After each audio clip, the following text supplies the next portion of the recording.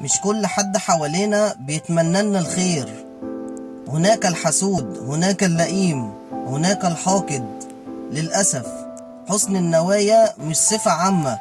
في ناس مش بيحبوا انك تكون مبسوط، في ناس بيستمتعوا بحزنك وبكآبتك، في ناس بيتمنوا لك انك تصاب بخيبة الامل.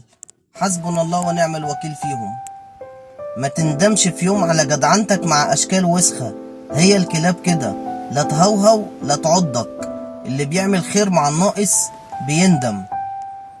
ما تصدقش ان كل الناس ناس، ده في ناس ما عندهاش احساس، وناس كلامها زي الرصاص، وناس مخهم زي الترباس، وفي ناس شوية انجاس، لكن في ناس اغلى من الماس.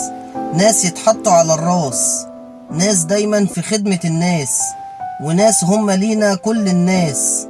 العبرة يا ناس بالحب والاحساس، والناس يا ناس مش هتبقى ناس إلا لما تحب رب الناس.